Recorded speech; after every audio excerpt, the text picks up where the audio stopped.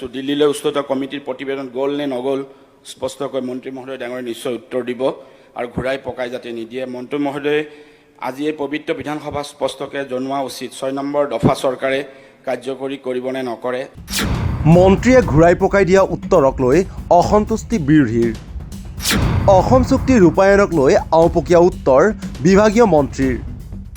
অসম চুক্তিক লৈ চৰকাৰৰ ল'ৰা ধেমালি ধৰা পৰিল সদনত। সদনৰ মজিয়াত যিকেইটা উত্তৰ দিছোঁ সেইকেইটা অতি স্পষ্ট। ইয়াত কোনো ঘূৰাই পকাই আমি উত্তৰ দিয়া নাই।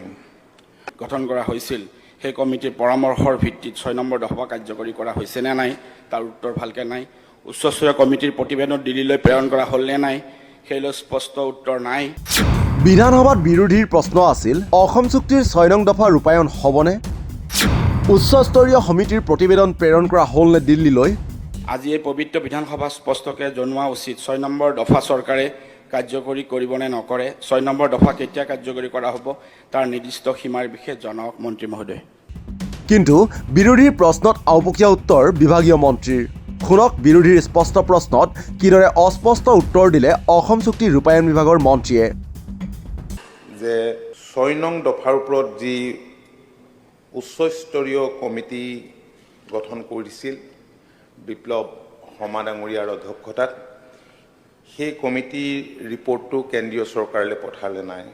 মাননীয় অধ্যক্ষ মহোদয়, মাননীয় মুখ্যমন্ত্ৰী ডক্টৰ হিমন্ত বিশ্ব শৰ্মা ডাঙৰীয়াই সাংবিধানিক আৰু বিধিগত দিশসমূহৰ ওপৰত যাতে কোনো প্ৰত্যাহ্বানৰ সন্মুখীন হ'বলগীয়া নহয়, সেই যি ৰিপৰ্ট সেই ৰিপৰ্ট ৰূপায়ণ কৰিবলৈ যাওঁতে সেইখিনি চোৱা চিতা কৰিবৰ কাৰণে এখন ছাব কমিটি গঠন কৰি দিছিল।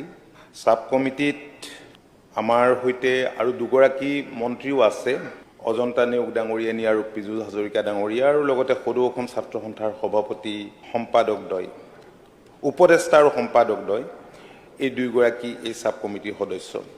যোৱা দিনবিলাকত আমি 5 বাৰ বৈঠকত মিলিত হৈছোঁ, থ্ৰেড বেয়াৰ আলোচনা কৰিছোঁ। প্ৰতিটো দফা সম্পৰ্কত আমি অচিৰেই আৰু একলানি আলোচনা কৰিম। আমি আশা কৰিছোঁ যে 3 মাহৰ ভিতৰত আমি স্পষ্টভাৱে ইয়াৰ এটা ৰূপৰেখা প্ৰস্তুত কৰিব পাৰিম আৰু আমি ছাবমিট কৰিব পাৰিম আৰু সেইমতে আমি আগবাঢ়িব পাৰিম।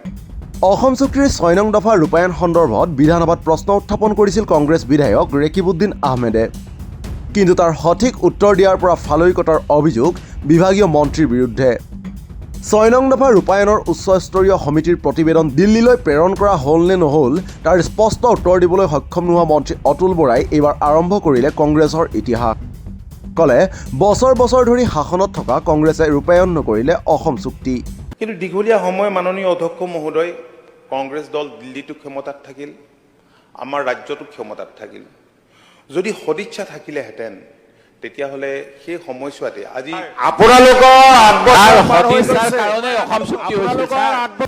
কিন্তু এৰি দিয়া ভকত নহয় বিৰোধীও। এইবাৰ মন্ত্ৰী অতুল বৰাৰ বিৰুদ্ধে আক্ৰমণাত্মক বিৰোধী।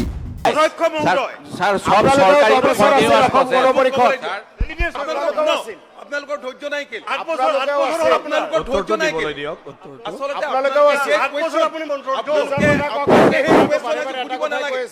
কাৰণ ইতিহাস তাৰ সাক্ষী। কংগ্ৰেছে নিজৰ ভোট প্ৰথমবাৰৰ বাবে প্ৰধানমন্ত্ৰী ডক্টৰ মনমোহন সিঙে ছাৰ অসম চুক্তিক লৈ ত্ৰিভাষিক বৈঠক আয়োজন কৰিছিল 2005 চনত। এই কথা পাহৰিলে নহ'ব ছাৰ। অধ্যক্ষ মহোদয়, যদি কংগ্ৰেছে নিজৰ শক্তি বৃদ্ধি কৰিবৰ কাৰণে বিদেশীৰ ভোটেৰে তেওঁলোকৰ ভোট বেগ মজবুত কৰিবৰ কাৰণে বিদেশী নানিলেতেন, তেতিয়াহ'লে অসম আন্দোলন কথা নাই ছাৰ, আমাৰ কোনো ভোট বেংক নাই। এনেকুৱা ধৰণৰ ছাৰ ৰাজনৈতিক তথ্য ভিত্তিক দিব লাগিব ছাৰ। এনেই ছাৰ উৰা বাতৰি লৈ সদনৰ সময় অপব্যৱহাৰ কৰিব নালাগে ছাৰ। এই কথাবিলাক ছাৰ ছাৰ এনেকুৱা কোনো কথা ছাৰ অযুক্তিকৰ কথা ছাৰ। সিমানেই নহয়, ইতিহাস সোঁৱৰাই এইবাৰ মন্ত্ৰী অতুল বৰাক বিৰোধীয়ে ক'লে পাহৰি নাযাব 10 বছৰ শাসনত আছিল অগপৌ। আজি কংগ্ৰেছে আমাক সোধাৰ আগতে কংগ্ৰেছে নিজক সুধিব লাগে, তেওঁলোকৰ নেতৃত্বক সুধিব লাগে।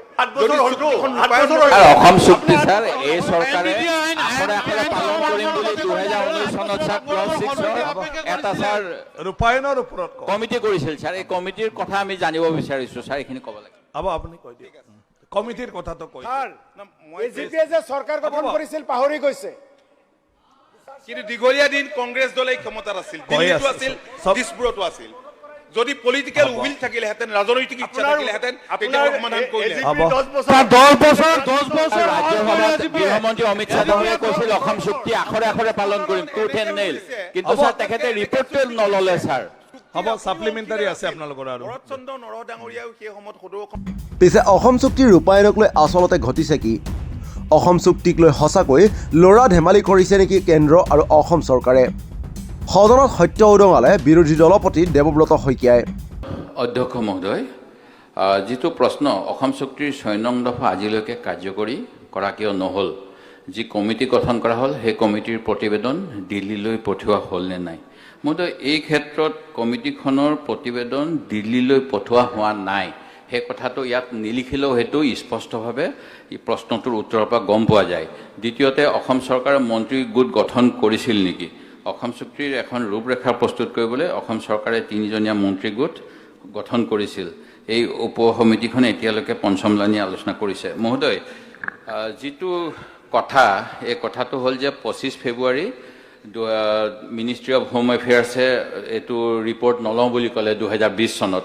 তেতিয়া অসম চৰকাৰৰ সম্পূৰ্ণ কেবিনেটখনক এই ৰিপৰ্টটো দিয়া হ'ল আৰু 2019 চনত ৰাজ্যসভাত অমিত শ্বাহ ডাঙৰীয়াই কৈছিল ৰাজীৱ গান্ধীয়ে চুক্তি কৰিলে কিন্তু তেওঁ ৰূপায়ণ কৰিবলৈ সাহস নহ'ল, আমাৰ বুকুত সাহস আছে, আমি আখৰে আখৰে ৰূপায়ণ কৰিম।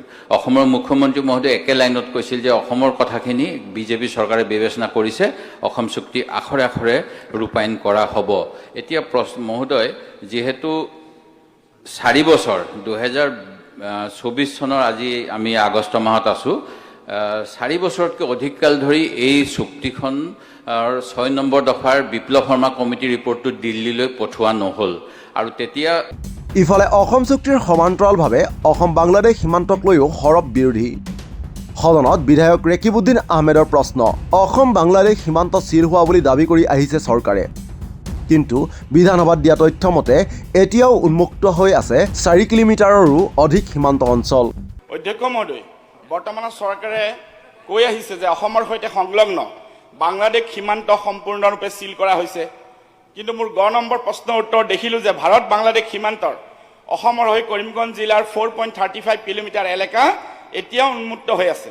তাৰমানে ইমান দিনে সীমান্ত সম্পূৰ্ণৰূপে চিল কৰা এই কথাটো অসত্যৰ ওপৰত প্ৰতিষ্ঠিত আছিল নেকি? অধ্যক্ষ মহোদয়, মন্ত্ৰী মহোদয় ছাত্ৰ সন্থাৰ সভাপতি আছিল আৰু সেইখিনি সময়ত তেওঁৰ লগত আমিও ছাত্ৰ সন্থা কৰিছিলোঁ আৰু তেওঁ এই যিটো সুযোগ পাইছে অসম চুক্তি ৰূপায়ণৰ, আৰু তাৰ কাৰণে মই ভাবোঁ সহ্য আৰু ধৈৰ্য সহকাৰে বেছিকৈ তেওঁ সময় দি যিখিনি দফা পূৰা হোৱা নাই সেইখিনিৰ ওপৰত তেওঁ জ্ঞান গৰিমাৰে সৈতে সকলোৰে পৰা পৰামৰ্শ লৈ কামখিনি আগবঢ়াব লাগে আৰু খং কৰিব নালাগে। ধন্যবাদ। অনাৰেবল এলপি, এইটো এলপি চাহাবৰ আগতে এইটো উত্তৰটো দি লওক মন্ত্ৰী মহোদয়। এইটো উত্তৰ কুৱেশ্যনেই কৰা নাই আপুনি। কোৱেশ্যন মই কৰিছোঁতো, কি কুৱেশ্যন মই কৰিছোঁ। 4.35 কিলোমিটাৰ এলেকা এতিয়া উন্মুক্ত হৈ আছে। কুৱেশ্যন কৰক। এইটো কুৱেশ্যন আৰু এইটো চিল কৰা হৈ আছে বুলি কৈছে, এইটো ক্লিয়াৰিফিকেশ্যন দিয়ক মিনিষ্টাৰ সাহেবে। Honourable minister.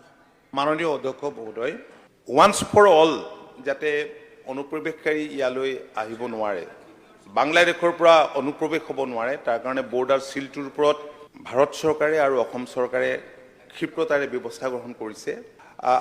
4 যিটো কথা তেখেতে যিকেইটা ঠাইত এতিয়ালৈকে তাত বৰ্ডাৰ উন্মুক্ত হৈ থকাৰ কথা উল্লেখ কৰিছে, তাত বৰ্ডাৰ গাৰ্ডে আপত্তি কৰাৰ কাৰণে সেই কামখিনিত আগবাঢ়িব পৰা নাই।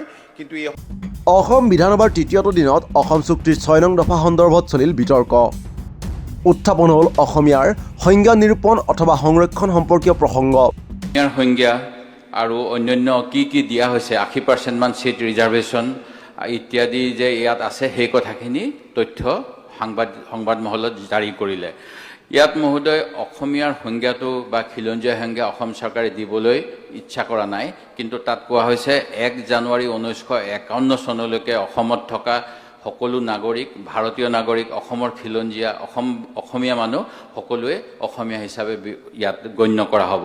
মহোদয়, এই কথাখিনি তাত ওলোৱাৰ পিছত আৰু এতিয়াও চৰকাৰে এই কথাবিলাক কিয় স্পষ্টকৈ উল্লেখ কৰিব বিচৰা নাই, এই কথাটো অৱশ্যে আলোচনা তৰ্ক বিতৰ্কৰ পাছতো নোলাল প্ৰাসংগিক প্ৰশ্নবোৰৰ স্পষ্ট উত্তৰ, কাৰণ সংৰক্ষণ কৰি হ'লেও বিপ্লৱ শৰ্মাৰ প্ৰতিবেদন গ্ৰহণ কৰিব লাগে হয়নে তেনেকে কোৱা ছাৰ, নাই কৈছে, মই ছাৰ, কৈছো কৈছে। স্যাৰ কমিটিৰ এইটোকে ৰিপৰ্ট কোৱা আছে স্যাৰ আপোনাক দিব ছাৰ, পাৰো স্যাৰ ছাৰ, কৈছে, কমিটিৰ ৰিপৰ্টত ছাৰ, এইটো আছে বুলি ছাৰ, এইটো সংবাদ আছে মাধ্যমত মানে কৰিব প্ৰকাশ লাগে। কৰিছে সেই ছাৰ, গতিকে এইটো আছে 80 পৰা মানে 100% কৰিব লাগে। ৰিপৰ্ট কংগ্ৰেছে কৈছে ছাৰ হয় 80% ৰিপৰ্টত আছে আসন- ৰিপৰ্টত হয়, উল্লেখ আছে আপুনি ৰিপৰ্টত উল্লেখ আছে মানে আপোনালোকে কৰিব লাগে বুলি কৈছে AIDF-এ কৰিব লগা নাই বুলি কৈছে মোৰ এইখিনি স্যাৰ এইটো চেণ্টাৰে ডিচিছন ল'ব চেণ্টাৰ গভৰ্ণমেণ্টে কমিটি কৰিছে অসম চৰকাৰ তাত মাত মাতিব লগা নাছিল গৃহমন্ত্ৰী অমিত শ্বাহ ডাঙৰীয়াই ৰাজ্যসভাত ঘোষণা কৰিছিল এই গতিকে ৰিপৰ্টটো দিল্লীলৈ পঠোৱাত Question অসম number চৰকাৰে কিয় 42 বাধা বিঘিনি দি আছে বিধি পথালি কিয় দিছে ধৰ্মেশ্বৰ অসম চৰকাৰে? কোঁৱৰ স্যাৰ সেইটো প্ৰশ্ন উত্তৰ ধৰ্মেশ্বৰ লাগে। কোঁৱৰ প্লিজ মন্ত্ৰী ডাঙৰীয়া ধৰ্মেশ্বৰ কোঁৱৰ